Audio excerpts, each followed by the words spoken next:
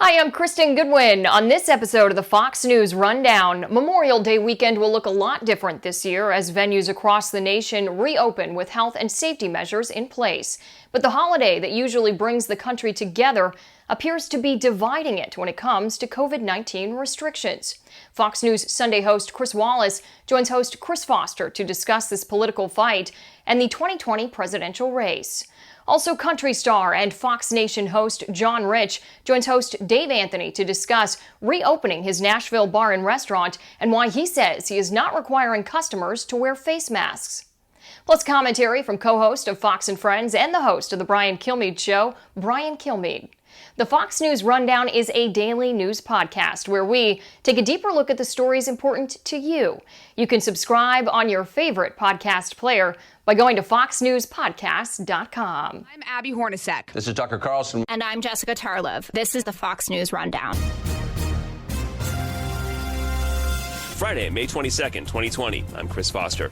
For some Americans, wearing a face mask in public or not is a political statement. Fox News Sunday host Chris Wallace says, maybe that's a sign that it's beginning to lift a little, is that you're seeing more politics. I'm Dave Anthony. Country star John Rich can't tour in this corona crisis, but his Nashville restaurant is back open, and he's not doing what some are, getting customer info for contact tracing if anyone gets sick. No, and nobody's going to contact trace me either, by the way. And I do think right now we're seeing examples of certain states, certain cities going to such degrees that I would call it bordering on communism. And I'm Brian Kilmeade. I've got the final word on the Fox News Rundown. the latest Fox News poll has Joe Biden leading President Trump in the race for president by 8 points. 17% more voters say they trust Biden on health care. 9% more say he'll do a better job on coronavirus. 6% on handling relations with China. The president does have a 3% edge on who will do better for the economy. Joe Biden this week tells the graduating class of Columbia Law School, the very people tasked with enforcing the rule of law are abusing their powers, protecting their friends, and weakening the very principles that make our country work. And he's debuted a nickname for the man in the White House, President Tweety. President Trump has been keeping his attacks up on Sleepy Joe and his old boss, Barack Obama. Look, he was an incompetent president. That's all I can say. Grossly incompetent. And about those polls showing Biden ahead, it's a very close race, and this thing is going to go a bunch of different ways. I think the Biden probably is ahead, although in some swing states he seems to be behind. But none of this matters now because, his poll is just a snapshot. Chris Wallace is the host of Fox News Sunday. What's really going to decide this, I think two things. One, what's the state of the virus and the economy going to be in October of 2020? It doesn't have to be all back to February, but are people going to have a sense that the virus is getting under control, that the curve is down, not up, there hasn't been a second spike, and especially where are we on the medical front in terms of vaccines or effective treatments, cures, and the economic side, again, doesn't have to be back to 29,000 in the Dow, but are we getting out of the depths of this deep recession or not? That's point one. Point two is Joe Biden. And, I understand being careful, but I do think that he's got to get out. I think just staying locked up in your basement, there are ways. You see a lot of Americans who are out, maybe with masks, maybe social distanced.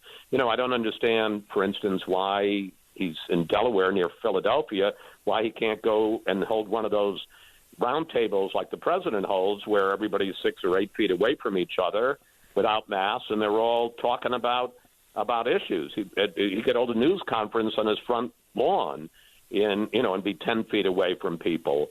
But I just think it's becoming an increasingly bad look as people are beginning to open up for him to be stuck in the basement of his home in Delaware. And that gets me to my second point. It's going to be a choice. At some point, one, it's a referendum on the president and how he's handling the virus and the economy. But two, it's also always going to be a choice. Well, whatever I think of him, do I prefer Biden? And Biden has got to make a better fight of it and a bigger push than he is right now. Yeah, I don't know that he really gets to just keep his head down until, the debates start? I mean, you're right. I don't know when the last time I saw him in person or in a public event. No, I mean, you see him in his home, but his home isn't the White House. So it's just simply a shot of him. I have not seen Joe Biden on a picture without a split screen, in real life with another person. And you can't run for president that way. And I understand social distancing. I understand his age and that he's in a vulnerable group. But you got to find a way around it and come out, from what seems almost to be hiding. Yeah, especially when you contrast it with President Trump, who has made a few public appearances. And when he does, he's making a point of not wearing a mask, which is something that, among other things, with this virus outbreak has become politicized. Now, I've got a couple friends in other countries who are watching what's going on over here, and they're like, everybody there, where they are, is pretty much on board with a mix of personal responsibility and government guidelines. But here, wearing a mask to a lot of people is an affront to their freedom. Yeah, I don't get that. And I think we may have talked about this before, but personal freedom, I'm all for personal freedom, and it's part of the Constitution, but your personal freedom ends at the point that you endanger me. And, the best way it was once put is that your personal freedom ends at your fist, extends to your fist and ends when your fist is at the point of my chin. So, it just seems so aggressively reckless, the idea that people would go into, when we've all seen these pictures of people in a Target or a Walmart or something where they're saying everybody wear a mask. And, you're not wearing a mask to protect yourself. You're wearing a mask to prevent you from transmitting it to other people. So basically, when you don't wear a mask, you're not endangering yourself. You're endangering everybody around you. And why somebody would find that somehow threatening to their personal freedom, I think that is curious. Yeah, and of course, on the other hand, there are some stay-at-home people who think that anybody who wants to go out just don't care if in-laws die. I mean, on top of the actual effects of the virus, it's all that is personally bumming me out, is all I wanted to say. What being stuck at home? No, not the being stuck at home. The fact that while I'm stuck at home, everybody is having these fights and politicizing the whole thing. I agree. And maybe that's a sign that it's beginning to lift a little, is that you're seeing more politics. And, and it's following the predictable lines, the right, more on personal freedom, more on pushing the envelope, the left, more on observing the guidelines and sheltering in place. And you're also seeing it in Washington, where, in the beginning when it was just so scary, and both economically and in terms of health, where they were just passing these trillion-dollar bills without any regard. And now we're seeing, the Democrats pass a bill in the House that they know has no chance, and the Republicans saying, well, let's wait till June. And I just wish, I'm not saying it was right or wrong, I just wish that, we could stop playing politics and on all of this stuff and go back to what's best for the country. And again, follow the science, follow the facts. You can't spin a virus. It's a natural phenomenon, and people seem to forget. It's like a hurricane. It's like an earthquake. It's gonna just happen, and you can't. Your opinion doesn't matter. Sometimes I play these little mind games. Sometimes, what would be happening if, in this exact same circumstance, if it was President Hillary Clinton or if it was President Obama? I wonder if Barack Obama would be wearing masks at these visits to plants. Oh, absolutely. No, I don't think there's any question. I think, look, I understand any president not wanting when he addresses the country to wear a mask. And, if he's going to make a speech or hold a news conference, to do it through a mask seems to me to be foolish. But I think that I do think there's a right and wrong in this particular case. I do think that our leaders ought to be modeling responsible behavior.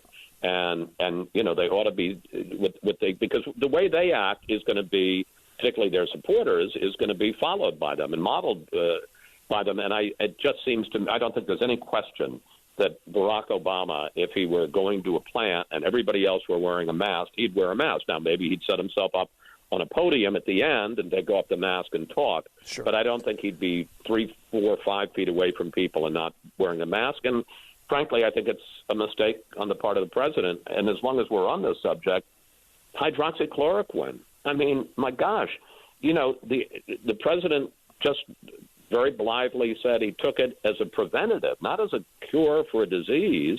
And, again, the FDA has put out regulations saying it only should be used in a hospital setting and only for people who are very sick.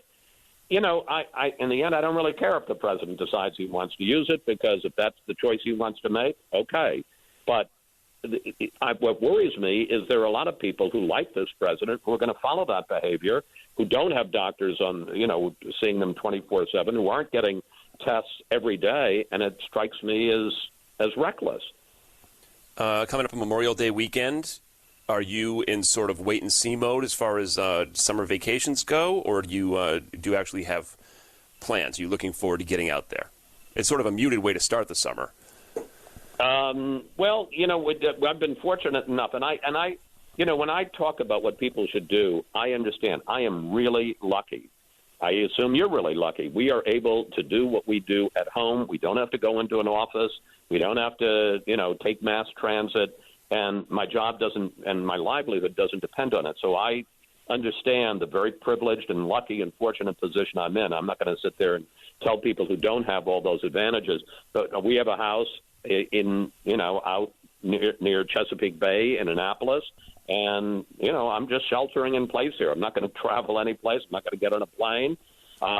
It's a very pleasant place to be. I wish I didn't have to be here, that it wasn't under these circumstances. But frankly, my summer, people were saying, well, I'm going to take a week off. I'm just going to keep doing my show, keep doing my reporting. And, frankly, it keeps me sane. Yeah, you and me both, buddy. Chris Wallace, host of Fox News Sunday. Always a pleasure. I'll talk to you soon.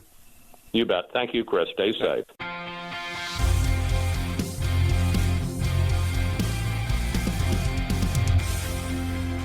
This is Brian Kilmeade with your Fox News commentary. Coming up. By now, every state has lifted some coronavirus restrictions, even Michigan, where people have protested stay-at-home orders.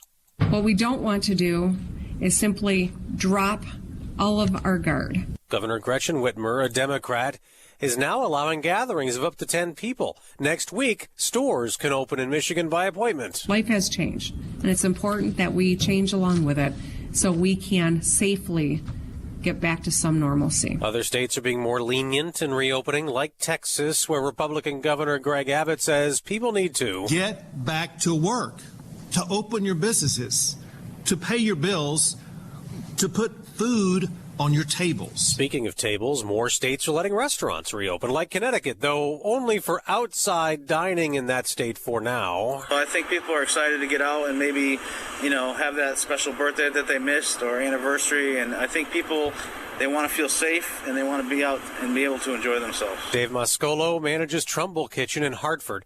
In Tennessee, people can dine indoors. Country star John Rich owns the Redneck Riviera. List off the things that I do for a living, and they're probably the worst things you could be doing for a living right now in this particular scenario. Now, he's not able to go on tour, but is back in business with his bar and restaurant in Nashville. It was allowed to be 50% open 2 weeks ago. I own the bar. I own the building the bar's in. I own that brand. I am a full-blown business owner of that place. So I wanted to be the guy that actually opened the door. So I went down there, did a temperature check, put my mask on, pushed the front doors open. And what do you know? Customers started coming in. And, we follow those rules like we're supposed to, and there haven't been any incidents. And actually, I've got bartenders that are making more tips than they normally make. And I think that's probably because people realize what a hit the service industry has taken. How did you do it? You had all these employees. Obviously, they weren't working for a little while. How did you get everybody back? Did you have to get one of those federal loans? So when this first happened, they shut us down March 15th. And, of course, there was absolute panic throughout all of our employees. We have about 90 employees at Redneck Riviera in Nashville. And we had a meeting, me and the management and my partners in the bar, and we said, you know what, we're going to continue to pay our people because hopefully this only lasts for a couple of weeks. And if it lasts longer than that, hopefully the government steps up and there's some kind of subsidy for businesses like ours. But we're going to continue to pay our people. So we did continue to pay them, even our bartenders and servers who work mainly on tips.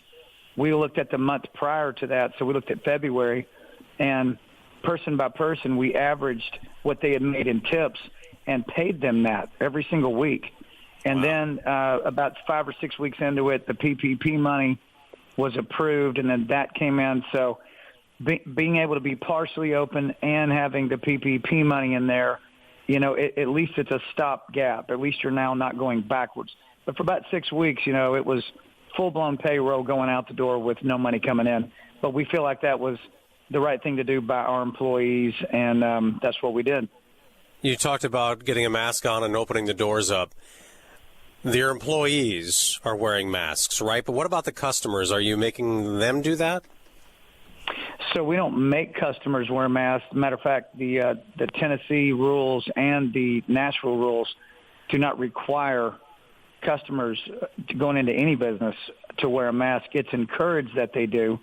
And so when they come in, if they don't have a mask, we offer them a mask. If they go, nah, I don't want a mask, we go, okay, come on in.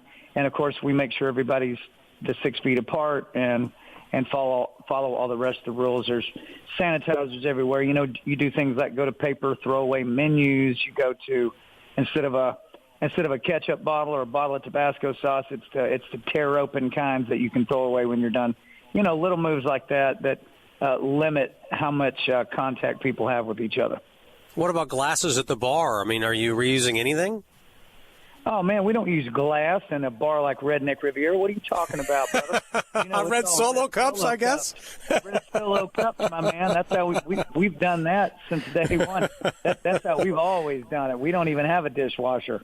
There's been talk of restaurants, and I know some states are requiring it, where they have to get people's names and phone numbers or email addresses and contact tracing. So if somebody got sick in the Redneck Riviera, you'd be able to contact everybody else. Is that something you have to do? No, and nobody's going to contact trace me either, by the way. And I do think right now we're seeing examples of certain states, certain cities going to such degrees that I would call it bordering on communism. Now, I may take some heat for saying that, but I don't care, because we do still have a constitution, we do still have rights, and we are adults, and we understand the risk. It's been drilled into our heads now for 10 weeks. We know the risks. We know our own health. We know where we've been and who we're around. And I believe it's time for our American leaders to trust the American public to abide by sensible rules. But when you start talking about, hey, I need to install an app into your phone so we can trace everywhere you go, the problem with that is you ever do that, you think they're ever going to take that app out of your phone? Of course they're not. There have been business owners who have talked about being afraid of being sued by someone who might get the virus and may have had contact with your restaurant. What are you doing about that? Well, so there's legislation, as you know, right now to protect against that. So, you know, I'm hoping that legislation gets passed soon. I think it's coming up for a vote here very soon. I think you have to do that because the virus is invisible. You know, you could have your place completely 100% clean and no virus in it whatsoever, but it could enter the building on somebody's clothes. Somebody could have it, not know it, be asymptomatic. And so that's not the business's fault. Just before we talk to John Rich, the mayor of Nashville, Tennessee, John Cooper, announced that next week, restaurants and bars that serve food can increase capacity to 3/4. And music will be back in the Music City. Live entertainment can return with no more than 2 performers on stage, but no one on the dance floor yet. It means John Rich could sing again inside the Redneck Riviera. I could do that this coming Monday. So you can bet you-know-what, I will be going down there to sing to whoever's in the bar. But as far as the big concerts, that's probably going to be the last thing that comes back online. So touring is not going to be anything that's going to happen probably for the rest of the year is what I'm hearing, and potentially, into next year. sometime, because the problem is, how do you socially distance 20,000 Big and Rich fans? Yeah, I mean, there's just no way to do that. You guys did make a song that was very funny, Stay Home. You had some fun with that in the beginning of this. That song I did enjoy also, because if you go on YouTube, I love the empty toilet paper roll that's in the picture. That album art. I mean, listen, man, if you had told me, hey, John, at some point in your career, you're going to put out a song and the album art is going to be an empty roll of toilet paper, I would have said, my God, have I lost my mind? I mean, what happens to me in the future? I would have never believed it. Well, but, we had some fun with that. Had some fun with that lyric, and it seemed to put a grin on people's face for a minute. Yeah, and then you have to think about how you're going to get back out there, and I know it's not easy. I know they're trying to do concerts. What about these drive-up concerts, like a movie theater? Do you think that could possibly be something? Would you be interested in that? Sure. I mean, I think at this point we'd be interested in getting on a stage wherever a crowd is allowed to assemble. The problem with that is, how many cars can you fit? I mean, when you do a Big and Rich show, you're looking at thousands, sometimes tens of thousands of people. I mean, you look in the parking lots compared to the audience, and the parking lots are stretching out for 50 acres, at some of these big festivals and things. So the whole touring industry really doesn't have an answer at this point.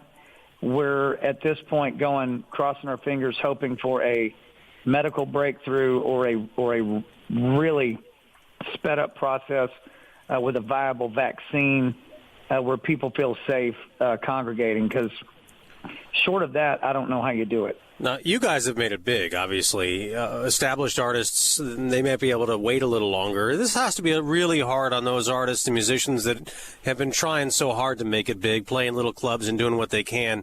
It's been tough they're not making any money, those people. No, they're not. And, I think when people think about a country singer or a rock band or a rapper or anybody like that, pop singer, they think about that person as just, oh, well, they can't do a concert. I'm not really that empathetic to that.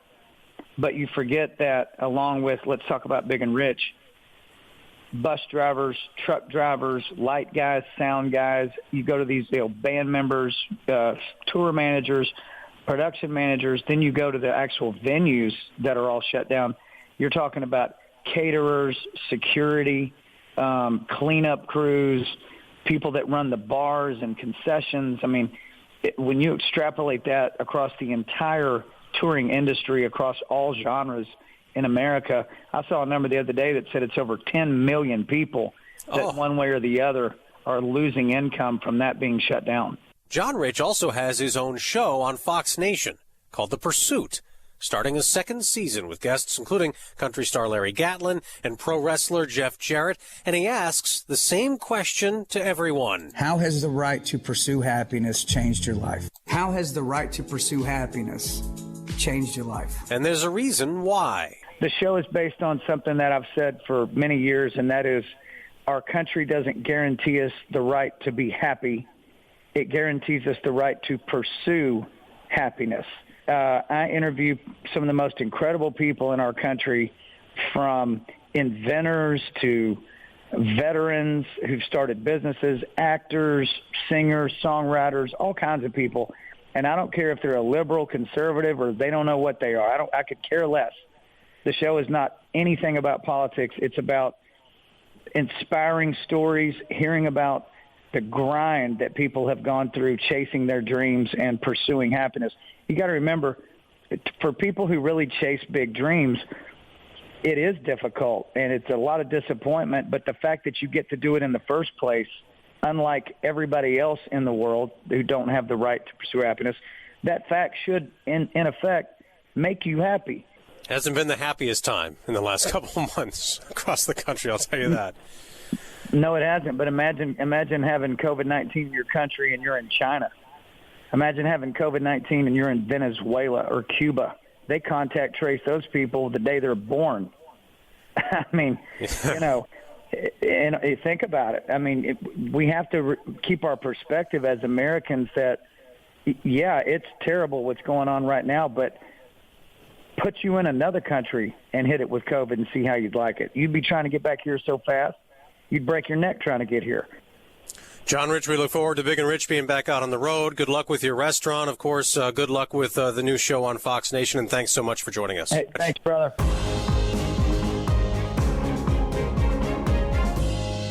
It's the Perino and Steyerwalt I'll Tell You What podcast. Dana Perino of The Five and Fox News political editor Chris Steyerwalt dissect the ins and outs of national politics. Subscribe and listen now by going to foxnewspodcasts.com. Rate and review the Fox News Rundown on Apple Podcasts or wherever you listen. And now, some good news with Tanya J. Powers. Creativity has been one of the things that's helped a lot of people during the coronavirus pandemic. Stay-at-home orders have resulted in an unexpected side effect for a lot of us who've been reading books, and learning new languages, and maybe even finding a new appreciation for art.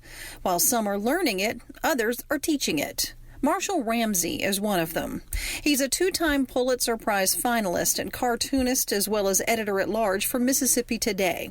Since the pandemic hit, he's been doing coloring pages online for kids to print off and make their own art at home. I asked him how he got started with it. I was pretty sick. I couldn't get tested because I didn't have a high fever, but I had just about every other bad symptom you could have. And so I was quarantined in my room, and I felt the walls were closing in. And someone had said that, the best way to get past that feeling was to give to other people. He featured his dogs, Pip and Banjo. They were really popular and brought a lot of joy to kids and, who were at home trying to figure this thing out too. Then I talked to my folks at work at Mississippi Today, where I'm now the editor-at-large, and I said, hey, can I do coloring sheets on different towns in Mississippi and allow kids to be able to take a virtual tour of the state? And so we started doing that too. And so now I do 2 coloring sheets a day on top of everything else I do. And those are really some of the most rewarding things that I do. Now we can not only see his finished product, but we can learn how he does it. Well, people always have enjoyed watching me draw in the process. So I thought, well, why don't we just stick a camera up over my drawing table and we'll do drawing lessons and we'll make it for an hour. And I did the first one and got really good viewership, and it was really fun because it was interactive. We got a good audience starting to build up. Thank you for being part of it. And spread the word, share the word. I can only do so much on the computer and talk at the same time and draw. If I had a piece of chewing gum, I probably would fall on the floor. So we're going to give them a little bit of there. Marshall says it's an escape that a lot of people need right now. It gives them an hour that they don't have to think about the pandemic. They don't have to think about the economy. They don't have to think about people screaming on Facebook. They can just kind of get lost in doing the drawings. And when they post the drawings, there have been some of them, to be honest with you, are better than mine. He says the experience has given him an unexpected gift. So it's something that applies to even something deeper than art. I can talk about if they have dreams that they're going to face obstacles. And this is some of the things that I did to overcome my obstacles. And so it's been a really positive 1 hour, and I enjoy it. I really do. You can see Marshall's coloring pages at the Mississippi Today website, his drawing videos on Mississippi Today's Facebook page, and you can follow him on Twitter at Marshall Ramsey. Tanya J. Powers, Fox News.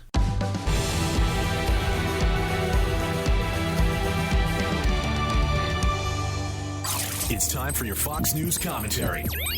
Brian Kilmeade. What's on your mind? Well, we're caught up in the pandemic, and I understand that. Well, we're caught up in the election, and that makes total sense. It's coming up in November. I cannot help but think that while our eyes are off Afghanistan, Iraq, and the South China Sea, that's exactly where so much tension and so much sacrifice is taking place. Think about this. We're talking about getting out of Afghanistan, but we're still there. We see countless terror attacks, and so many times around the corner is wildfire. We don't think about that. But if you're there, you certainly do.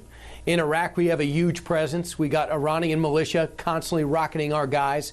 And we just had the capture of an ISIS leader in Iraq, where we have thousands of troops. And in the South China Sea, it's become clear at least 9 separate incidents of harassment of our spy planes, those who fly, often with lightly armed planes, and those on the seas, naval operations. And you think about the USS Teddy Roosevelt and the coronavirus and all those who were inflicted with it. Once one got it, it went right through that ship. This is the sacrifice taking place on a daily basis to keep us safe, to find our enemies overseas so that we don't find them coming back here, And just when you realize that maybe al-Qaeda's at bay and maybe the Osama bin Laden danger and threat died with him, then we find out 4 months ago the attack on our military base was none other than an al-Qaeda operative communicating constantly with Saudi Arabia and throughout the Middle East back home. He tried to blow up his phone, but he couldn't. We found his contacts, and it led right to Islamic extremism. That's the danger. And just keep in mind, those keeping the danger away, the men and women in uniform. I'm Brian Kilmeade, and that's what I think. You've been listening to the Fox News Rundown. Stay up to date by subscribing to this podcast at foxnewspodcasts.com. And for up-to-the-minute news, go to foxnews.com. Love Fox News? Click the subscribe button to get more of the news and opinion you trust, and click the Fox News Rundown playlist for the latest episodes.